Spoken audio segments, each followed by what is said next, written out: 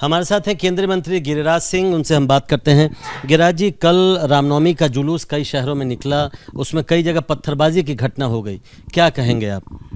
देखिए, मेरा मानना है ये संयोग नहीं है, एक प्रयोग है। अभी 2 दिन पहले राजस्थान के करौली में वो भी प्रयोग था, जब निकला कि पहले से ईंटें पत्थर थे। अभी गुजरात में हो या मध्य प्रदेश में हो या झारखंड में हो या देश के अन्य भाग में हो या आसनसोल में हो, जहाँ भी हो, ये एक सुनियोजित तरीके से एक प्रयोग किया जा रहा है। आज तक कभी हिंदुओं ने तजिया पे पत्थरबाजी नहीं किया होगा, क्योंकि स्वभाव नहीं है। कभी सनातनियों ने नहीं किया। अगर हुआ भी है तो लखनऊ में उन्हीं में शिया सुन्नी को लेकर के।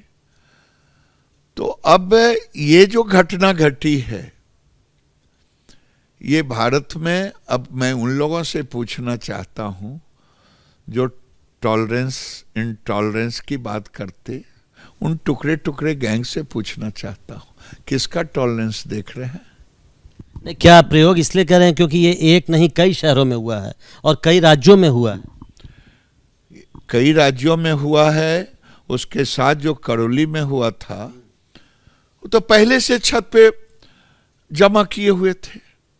मैं उसके पहले, मुझे कोरोना याद है कि मध्य प्रदेश में पुलिस को और सबको ऊपर से, तो वहां भी जब चला तो यही पता चला। तो ये देश के अंदर में एक नया प्रयोग हो रहा है, अपनी ताकत दिखाना और अपनी उपस्थिति दर्ज करना। अभी हिजाब आंदोलन के तहत क्या हो रहा था? कभी हिजाब की चर्चा नहीं, कुरान में लोगों ने कहा है नहीं। फिर नागरिकता कानून के विरोध में वो क्या था? अब जो मैं देख रहा हूं, मैं कई बार आप लोगों से बात करते हुए कहा हूं कि भारत में बढ़ती हुई मुसलमानों की आबादी से कोई चिंता नहीं।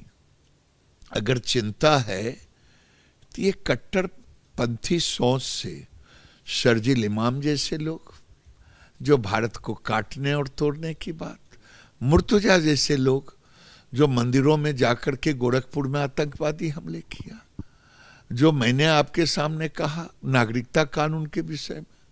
लेकिन असदुद्दीन ओवैसी ने एक ट्वीट किया, वो कह रहे हैं कि रामनवमी के दिन जो ये जुलूस निकाले जाते हैं उसमें वो चिढ़ाने के लिए निकाले जाते हैं, उन गलियों में क्यों जाते हैं वो?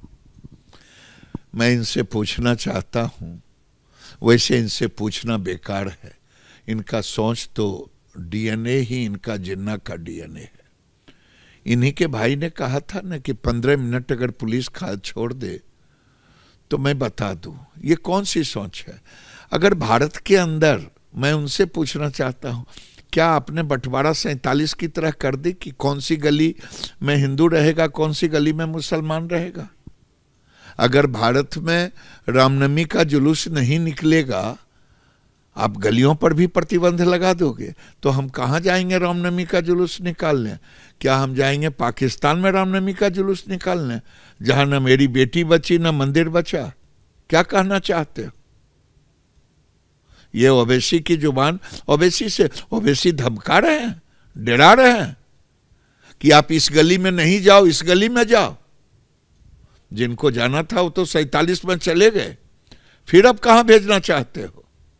एक आखिरी सवाल, जेएनयू में भी कल रामनवमी के दिन आपने देखा होगा एक घटना हो गई, एक पूजा कर रहे थे एबीवीपी के लोग, उसके बाद फिर वेज और नॉनवेज पर विवाद खड़ा हो गया। देखिए, जेएनयू इधर विगत कई वर्षों से भारत तोड़ो आंदोलन का गढ़ बनते जा रहा है, और ये टुकड़े टुकड़े गैंग, सेकुलर कहने वाले लोग,